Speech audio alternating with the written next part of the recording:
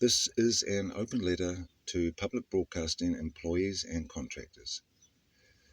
Dear public broadcasting employees and contractors, they say don't bite the hand that feeds you, but you have a looming problem.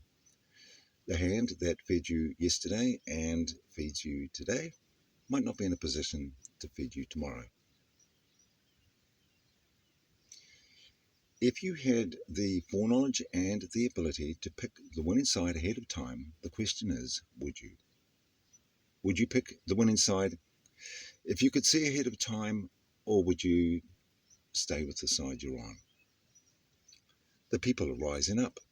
The evidence is all there, but you are missing it because you've separated yourself from the people. The fact that you've separated yourself from the people is painfully obvious by the complete lack of unbiased, people-centric stories and reporting in such troubling times. No point pointing out what your reporting and your stories have been conveying. You already know what you've done and continue to do, and you know why. Surely, it must be getting harder to sleep at night. Do you ever wonder how history will be written when the people rise up on election day to take back the power? Think that can't happen? How would you know?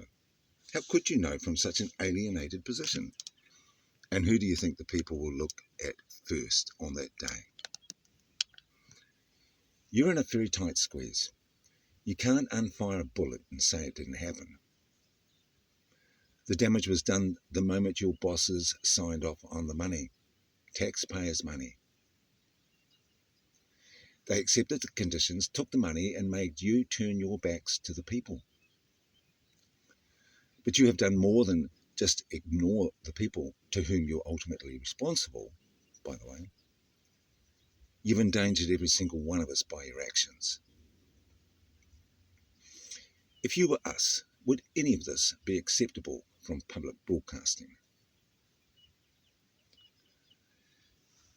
If you remain under your present orders for too much longer, then if there is a window of opportunity for redemption, it will close.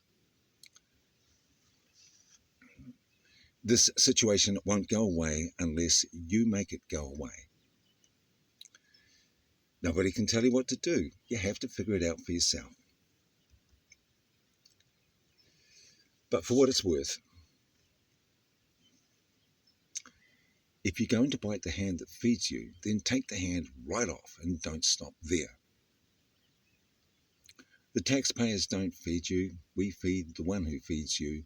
Your boss is our servant. And these particular public servants won't listen to the people. Will you?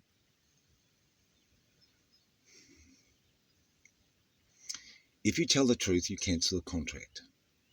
If you tell the truth, you cancel the contract. Possibly the only way to avoid investigation with a public display of evidence is for you to cancel the contract yourself, and sooner rather than later. What you know about what will happen if you do cancel the contract gets cancelled as well. What you don't know is that our history won't be written on lies this time round. If you're not a part of the truth, then that's how the kids will read about it 50 years from now. You're either a blot in history or you live on into the future.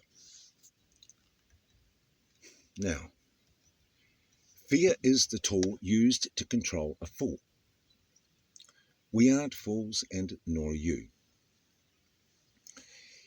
You know the position that you hold, and so do we. But do you really know how powerful that position is? You could turn the worm and break this decades-long standoff between the establishment and the people. You have a choice.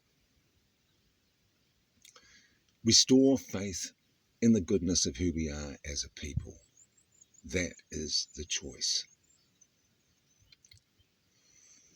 Sincerely, the people. P.S. Don't be too quick to discount what could be the best heads up you could ever hope to get.